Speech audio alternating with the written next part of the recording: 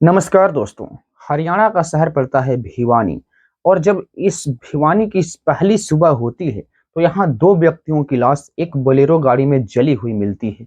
जब पुलिस इस मामले की जांच करती है तो मालूम पड़ता है कि ये भरतपुर के दो युवक की लाश है, नासिर और एक का नाम कुछ शायद जुनैद करके है। जब दो युवकों की लाश मिलती है, पुलिस और छानबीन करती है तो मालूम पड़ता है कि जो मथुरा से सटा हुआ इलाका है भरतपुर, वहाँ के ये बचाए जाते हैं और दो मुस्लिम युवक बताए जाते हैं।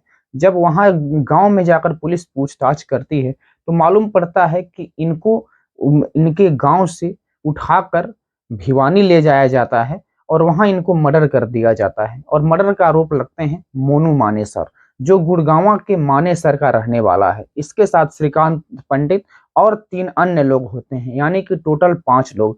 जब राजस्थान पुलिस को ये मालूम पड़ता है तो राजस्थान पुलिस एक्शन में आती है और वह सीधा करती है कि अब तो मोनू मानेसर के ऊपर कार्रवाई की जाएगी। लेकिन फिर इसके उलट उसके यहाँ मानेसर में ही एक पंचायत बुलाई जाती है जिसमें विश्व हिंदू परिषद, बजरंग दल और तमाम हिंदू संगठन के लोग उस गांव में पहुंच जाते हैं और एक ही नारा लगाते हैं कि मोनू मानेसर गौ रक्षक है। इसने गौ रक्षक के श्रेणी में, यानी कि गौ तस्करी को रोकने में बहुत ज्यादा योगदान किया है और अब हमारा और आप सबका फर्ज बनता है कि इसको बचाया जाए। दोस्तों, इस प्रकार के नारों से पूरा मानेसर गूंज उठता है। इसके समर्थक में लोग जगह जगह आ जाते हैं, सड़कों पे लोग आ जाते हैं और एक ही नारा लगाते हैं कि अगर राजस्थान पुलिस यहाँ आती है तो वो अपने पैरों पर नहीं जा पाएगी, या इस प्रकार के, यानी राजस्थान पुलिस को वापस भेजने की तैयारी है।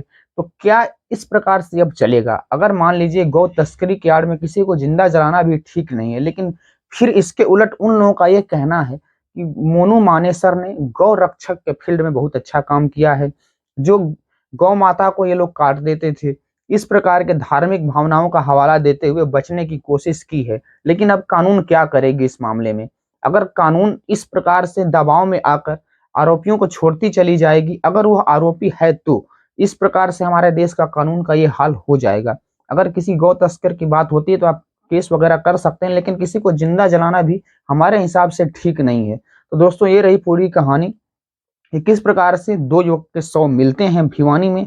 इसको लेकर छानबीन होती है, भरतपुर के दो युवक बताए जाते हैं। उसके बाद मोनू मानेसर का कनेक्शन खंगाला जाता है, जो कि गुड़गांव के मानेसर में के रहने वाले हैं। मोनू जो पिछले कई साल से गौ माता को बचाने के प्रयास में जुड़े हुए हैं और हाल फिलहाल में अगर कहा जाए पुलिस के द्वारा या कथित तौर पे उनके परिजनों के द्वारा, जो नासिर जुनैद हैं उनके परिजनों के द्वारा अगर यह माना जाए कि उन्हीं लोगों ने इनका मर्डर किया है और जिंदा जला दिया है। दोस्तों, अगर इस प्रकार की घटनाएं होती हैं तो कहीं ना कहीं प्रशासन को निस्वार्थ होकर काम करना चाहिए और आरोपी कोई भी हो तो उसको उस हिसाब से कड़ी प्रावंध की जाए। दोस्तों, हमें आशा है वीडियो आपको अच्छा लगा होगा। मैंने आसान भाषा में आपको पूरी कहानी समझा दी। अब आगे काम कानून का है, अब देखते हैं इसमें क्या एक्शन होने वाला है। वैसे मैं बता दूं दोस्तों, इस मामले को लेकर पूरे देश में और दो धड़ों में बच चुका है।